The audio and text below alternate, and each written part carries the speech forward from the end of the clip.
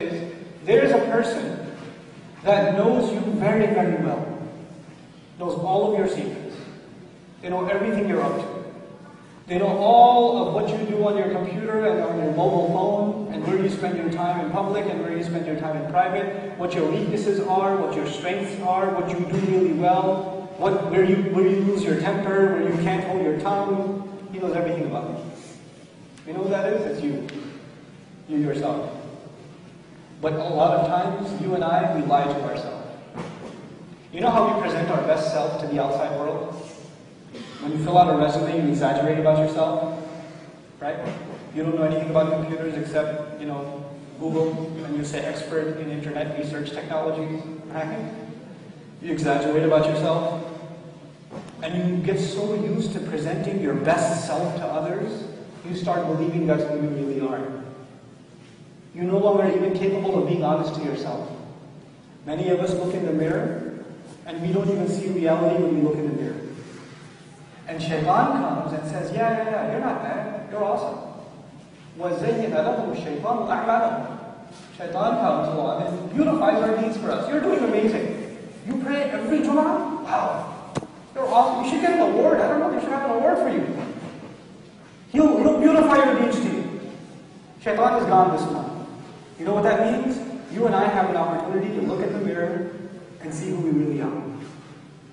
Who's really looking at you in the mirror? What am I doing? What are my weaknesses? What could I be doing better? What kind of Muslim am I? What am I not doing right? You know, when Ramadan comes along, everybody starts thinking about Taraweeh prayer.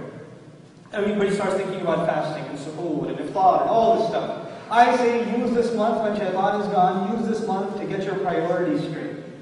Get your priorities straight. Your first priority is to Allah. Your first priority is to your 5 regular prayers. If you're not praying regularly, I don't mind if you miss the Taraweeh. If you're not even making your 12 prayers. That's a sunnah. And after that it's the ijma' of the Sahaba too. But if you're not praying Fajr on time, if you're not praying Dhuhr, if you're not praying Asr, if you're not praying Maghrib, if these prayers are not a part of your day, even in Ramadan, then you have no bigger problem than that first. Get your priorities first. That's your first priority. Don't lie to yourself. Don't kid yourself.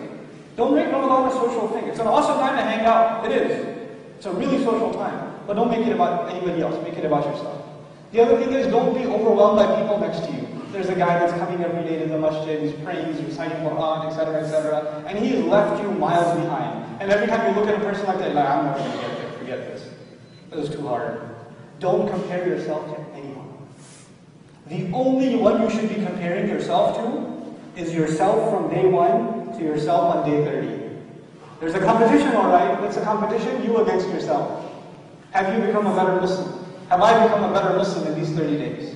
Has something become a part of my life permanently that even after Ramadan is gone, it will stay in my life? Something good has been added to my life. And before we talk about adding good, I have 5 minutes left, so I better say this. Before you talk about adding good things in your life, you have to talk about removing bad things from your life. The way you spend a single day before Ramadan, when you had a single day, you had a certain routine. All of us do. There's a time you get up, a time you go to work, and you come back, and you watch some TV, hang out, whatever you do. There's something in your routine. And in that routine, there's some time that you waste. Or some time that you do things that aren't very good. You know what they are, and you know what time that is. You have to surgically remove that wastage of time. You know how we say Ramadan is critical time, time is running out, we have to make the most of this time. We have to do all the good deeds, all the du'as, all the prayer, everything should be optimized, we should get the most of this time. That's what you're trained for the rest of your life. You get to make the most of your time in life.